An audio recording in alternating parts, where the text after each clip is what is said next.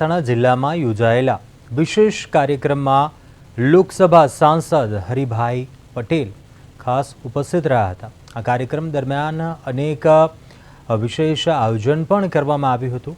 મહેસાણા જિલ્લામાં વિશેષ આ કાર્યક્રમનું આયોજન કરવામાં આવ્યું હતું। વિજાપુરના ધારાસભ્ય સીજે ચાવડા અને રાજેન્દ્ર ચાવડા સહિત ભાજપના અનેક વરિષ્ઠ આગેવાનો મોટી સંખ્યામાં કાર્યકરો પણ જોડાયા હતા। પદયાત્રા દરમિયાન સાંસદ હરિભાઈ પટેલે જણાવ્યું કે પીએમ મોદીના નેતૃત્વમાં સરકારે છેલ્લા 12 વર્ષમાં વિકાસ જનકલ્યાણના કાર્ય કર્યા છે, જેનો લાભ દેશના કરોડો નાગરિકોને મળ્યો છે। પદયાત્રાની પૂર્ણાહુતિ બાદ તમામ મહાનુભાવોએ વડનગરના ઐતિહાસિક કીર્તિ તોરણ, શર્મિષ્ઠા તળાવ, પ્રેરણા સ્કૂલ, તાનારીરી સ્મારક અને અત્યાધુનિક મ્યુઝિયમની મુલાકાત લીધી હતી। જ્યારે આગેવાનોએ વડનગરના વિકાસ કાર્યોની સમીક્ષા કરી સાંસ્કૃતિક વારસાની વિસ્તૃત માહિતી મેળવી હતી।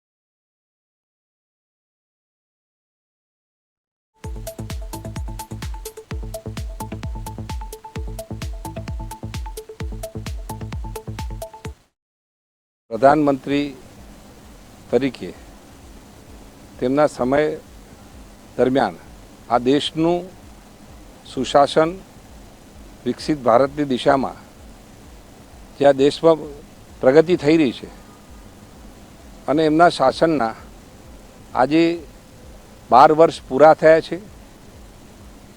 એક સળંગ ચૂંટાયેલા વડાપ્રધાન તરીકે એક રેકોર્ડ થયો છે।